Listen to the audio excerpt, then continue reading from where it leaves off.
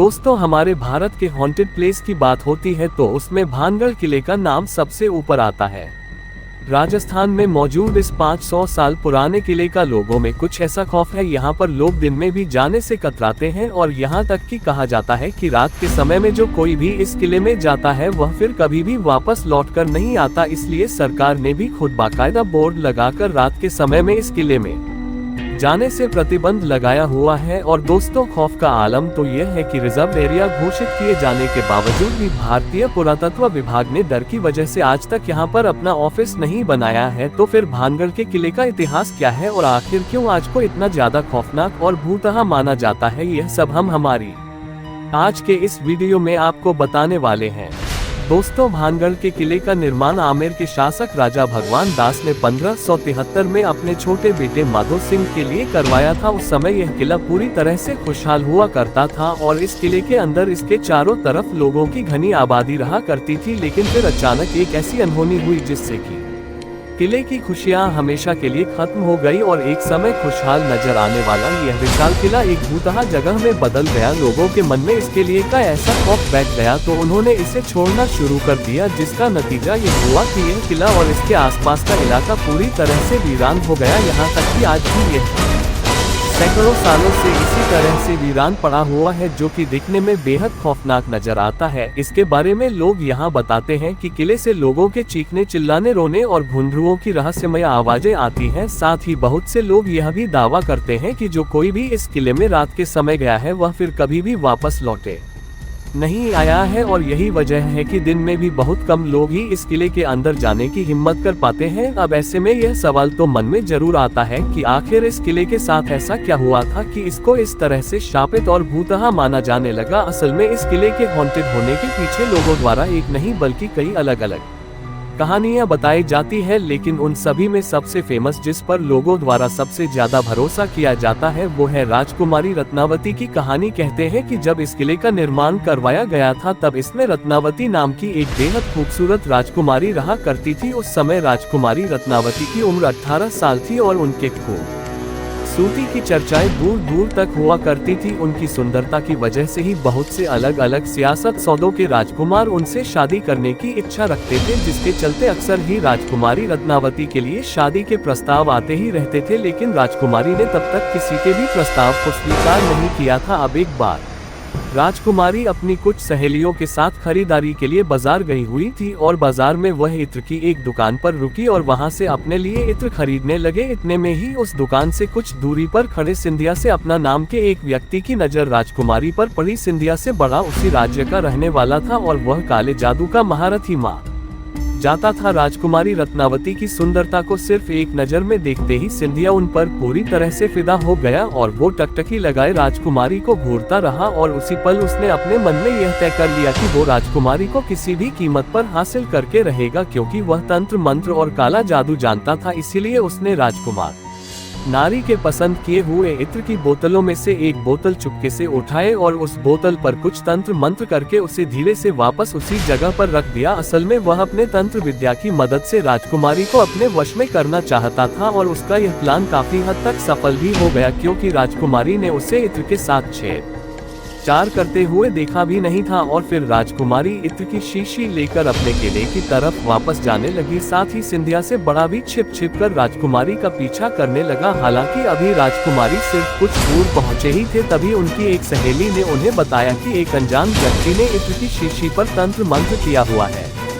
असल में राजकुमारी की सहेली ने सिंधिया से बड़ा को इत्र की शीशी पर काला जादू करते हुए देख लिया था, लेकिन वो डर की वजह से दुकान में कुछ भी नहीं बोल पाई थी। अब राजकुमारी को जैसे ही काले जादू की बात पता चली तो उन्होंने वह इत्र की शीशी रास्ते में पड़े हुए एक विशाल आकार के पत्थर पर दे मारी। पत्थर पर पड़ते ही वो शीशे टूट गई और सारा इत्र उसी पत्थर पर बिखर गया। और दोस्तों, इस तरह से इत्र पर किया गया वो काला जादू पत्थर में आ गया, जिसके बाद से वह पत्थर खुद ब खुद लुढ़कते हुए सिंधिया से अरोड़ा की तरफ बढ़ने लगा। दरअसल सिंघिया ने इत्र पर ऐसा जादू किया था कि जो भी कोई उसकी तरह को लगाता वह खुद ही उस स्थान के सिंधिया की तरफ खींचा चला आता और चूंकि वो इत्र पत्थर पर लग गया था इसलिए वह पत्थर तेजी से उसकी तरफ बढ़ने लगा और पत्थर ने लुढ़कते हुए उस तांत्रिक सिंधिया को कुचल दिया, जिससे उसकी मौत हो गई। लेकिन मरने से पहले सिंधिया से बनाने या शाप दे दिया कि राजकुमारी समेत इस किले में रहने वाले सभी लोग जल्द ही एक दर्दनाक मौत मारेंगे और उनकी आत्माएं हमेशा के लिए इस किले में भटकती रहेगी। इस हादसे के कुछ ही समय बाद भानगढ़ और उसके करीबी राज्य आजमगढ़ के बीच में की युद्ध छिड़ गया था। और दोस्तों, आज अकबर की सेना बहुत ही ज्यादा शक्तिशाली थी, जिसके चलते उनके सिपाही भानगढ़ के किले में घुसकर और किले में मौजूद हर एक पुरुष, महिला और यहाँ तक के बच्चों को भी मौत के घाट उतार दिया, जिसमें के राजकुमार रत्नावती भी नहीं बच पाई थी। और दोस्तों, कहते हैं कि इस खतरनाक कत्लेआम के बाद से ही यह किला शापित हो गया था और उस नरसंहार में मारे गए मासूम लोगों की आत्माएं किले के अंदर ही भटकने लगी थी। दरअसल किले के आसपास रहने वाले लोगों को अंदर से अजीब अजीब आवाजें आती थी और साथ ही किले की तरफ जाने वाले लोगों के गायब होने की घटनाएं भी अक्सर सुनने को मिलती रहती थी। और दोस्तों, इन सभी चीजों के चलते ही किले के आसपास रहने वाले लोगों ने भी अपनी बस्तियां छोड़कर दूसरी जगह पर रहना शुरू कर दिया और देखते ही देखते ही किला और इसके आसपास का इलाका पूरी तरह से वीरान हो गया। इसके अलावा दोस्तों, इस किले के भूतहा होने के पीछे एक और कहानी यह भी बताई जाती है कि जिस समय यह किला बनाया जा रहा था तब इस किले की जमीन के पास ही बाबा बालकनाथ नाम के एक साधु रहा करते थे। और बाबा को जब इस किले के बनने की खबर मिली तो उन्होंने राजा भगवान दास के पास यह संदेश भिजवाया कि वे अपने किले को इतना ऊंचा न बनवाए कि उसकी परछाई मेरी कुटिया तक पहुंच जाए। अब राजा भगवान दास ने बाबा की उस बात को गंभीरता से नहीं लिया और जब यह किला बनकर तैयार हुआ तो उसकी परछाई बाबा बालकनाथ की कुटिया तक पहुंच गए। और दोस्तों, परछाई को देखकर बाबा क्रोधित हो गए और घुट